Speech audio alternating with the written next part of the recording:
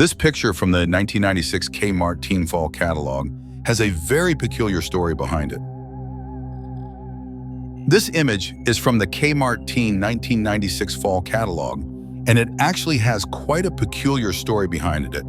As far as anyone can tell, this is the only existing image of Kaylee Huston, who vanished without a trace in the summer of that year, shortly after moving with her family to the city of Glendale, California, just outside of Los Angeles. The Huston family had moved from Shawndale, Arizona to California in May to a house on Wesker Street.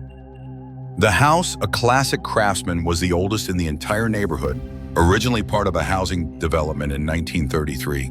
It was smaller than the grand 5-bedroom McMansion they had owned in Shawndale, but far more beautiful. Entire Huston family had been excited for the move. Kaylee, 19, was the oldest of 3 sisters. In Shawndale, she had always been the focus of much praise for her good looks, with many people encouraging her to pursue a life in front of cameras as a model, an actress, or a newscaster. But Kaylee, an introverted and nervous girl by nature, had always been camera shy, and up until her senior year of high school, resistant to the attention foisted upon her, Kaylee was homeschooled and spent the majority of her time alone. This had all changed when Kaylee, encouraged by her sisters and her mother, auditioned for the local high school's winter play. Though she was not technically a student of Fairview Valley High, Kaylee won the role of Hermia in A Midsummer Night's Dream and was allowed to participate in the play. The experience was transformative for Kaylee, who found that she loved to be on stage. She began to ask her parents every day to move to Los Angeles so she could pursue a career as an actress. Though it seemed an unlikely dream, Kaylee's change of attitude came at the perfect time for the family. Her father, Jay Huston, was recently retired, and her mother, Diana, was between jobs. Her 2 young sisters were both in the process of switching schools, and their family dog, Pepper, had recently been put down after she was attacked by a coyote or some other small predator in the woods. Kaylee had been the one to find Pepper injured and crusty, with dried blood and drool, her collar missing. Her throat had been pulled apart and one of her eyes torn out. Kaylee had cried all the way to the vet, and the experience had rattled the Hustons badly. Kaylee's new ambitions towards California were a welcome change of pace, one that would guide the family to a new beginning, and the decision was made to go west. The move itself had been frustrating. Several boxes had been lost, and Jay Huston had begun his first morning in California in a 2-hour-long phone argument with the moving company, switching lines to yell at men from the insurance company, and then back again to accuse the movers of everything from incompetence to outright criminal theft. The women of the Huston family had brightened their day by unpacking and exploring the new house. It had come unfurnished, other than a single landline telephone in a hallway downstairs between the kitchen and the living room. It was, in fact, on this phone that first evening that a single call had come through. Kaylee had answered it on instinct, though the Huston family's phone service had yet to be set up. The call had been short, and when she hung up, Kaylee said it had been a wrong number or some kind of prank. Kaylee said that the connection had been bad and choppy, and that she had only understood part of what the caller was saying. Though Kaylee attempted to move on from the conversation, the call had clearly upset her, and her mother pressed for more information. Kaylee said that the only thing she'd heard was a very soft, very quiet voice, possibly a man, but gentle and near a whisper, repeating a phrase again and again. When Kaylee's mother later spoke to the police, she couldn't remember the phrase word for word, but said it had been something like, "I'm reaching for you. I'm reaching for you with my little fingers." In the following weeks, the Huston girls had registered for the local school districts, and Kaylee had gone out to meet with several commercial modeling agencies her mother had found in the Yellow Pages. Most of them were the kind of one-stop shops that were common in Los Angeles at the time. Photography studios with an agency or management arm attached, working directly with brands and catalogs. Kaylee did a single shoot with an agency called Tori Michelle Model Factory. In it, she wore new K-Mart Teen apparel, with the common practice being to photograph several dozen models and then send their photos in large batches to the distributor for them to pick and choose. Kaylee was thrilled by the shoot and felt emboldened, making fast friends with several other young models in the waiting room. Making plans to visit a local mall, the Glendale Galleria, that evening, Diana Huston, excited to see her daughter's newfound outgoing attitude in action, allowed her daughter to go out unchaperoned. But ultimately, Kaylee's anxiety got the better of her, and she stayed in playing board games with her family.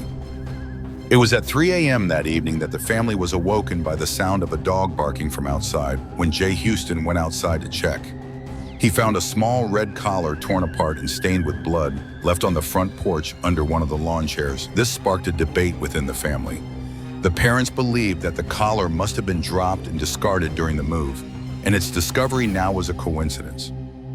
Kaylee's two sisters, both young, speculated that it could have been a coincidence, but Kaylee herself was certain that this was Pepper's collar, the same collar that had been missing when she'd found Pepper, staggering torn apart onto the front lawn several months ago. Things became more complicated when Kaylee, in an effort to prove her point, attempted to locate a picture of Pepper.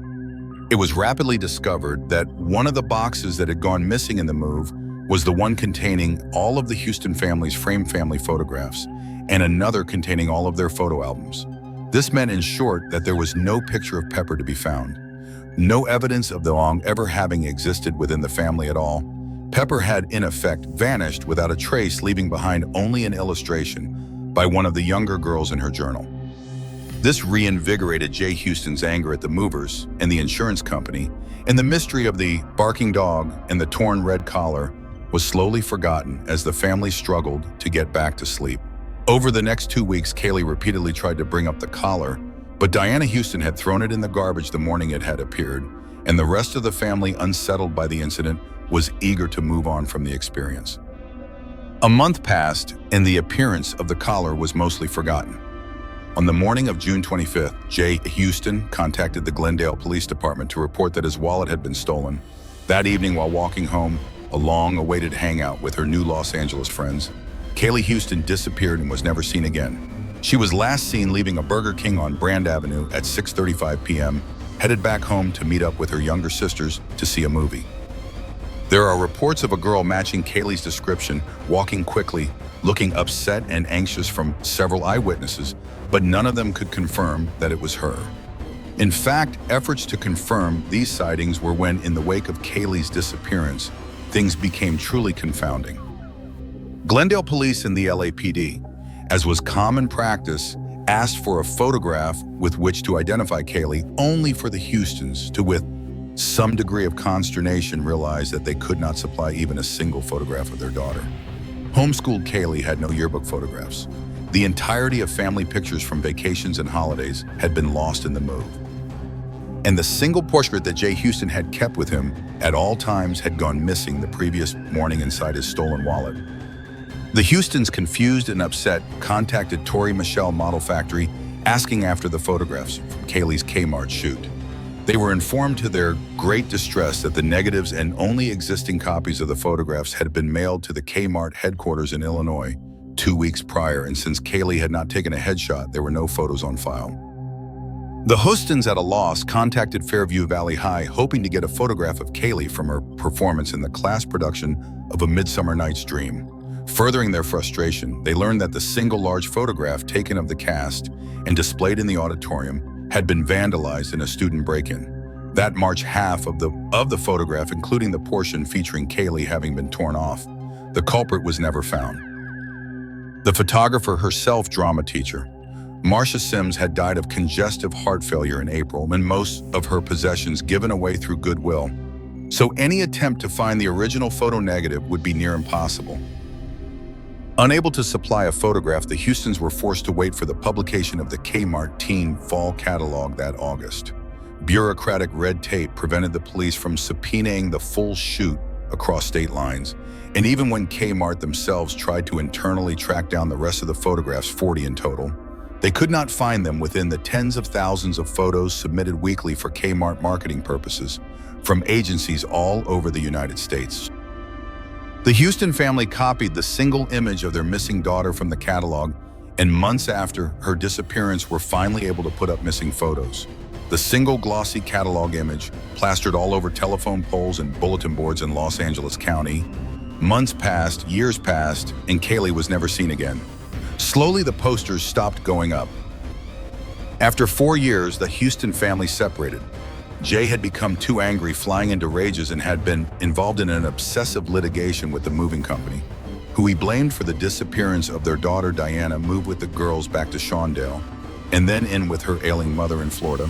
Gina Huston, Kaylee's youngest sister, died of an overdose in 2007. Paula, the middle child, now takes care of Diana, who fell ill with Alzheimer's in 2010. Sometimes late at night, Diana will mistake Paula for Kaylee and can often be found in the front yard of their Tampa, Florida home, calling out for their dog, Pepper.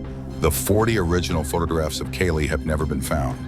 In November of 2013, a break-in was reported at the home of Andrew Michel, son of Tori Michel, and now the owner of the still operational Tori Michel Model Factory. At first, it appeared to be an intentional robbery, but the type of damage reported was more in line with a small animal with something having torn apart dozens of old files in his storage unit. Nothing was reported stolen.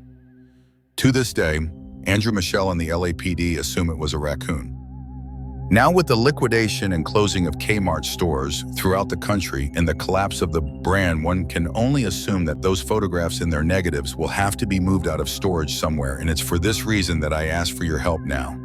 They have to be out there somewhere. The pictures, my pictures. The one picture, the original of the K-Mart catalog photograph, you can help me find it. If you or anyone you know has information on how to locate the originals or the rest of the K-Mart, shoot, please contact me as soon as possible, as I am eager to find them. Stop keeping it from me. I needed the photograph. There are, of course, digital copies, but those don't matter as much. They aren't real. You see, I have all the others. You see, I have them all, and Kaylee too. Just need that last photography. I want it. And when I get my little fingers on it, she'll have vanished. Thanks for watching this video. If you like this video, drop a comment below. And please like, share, and subscribe my channel.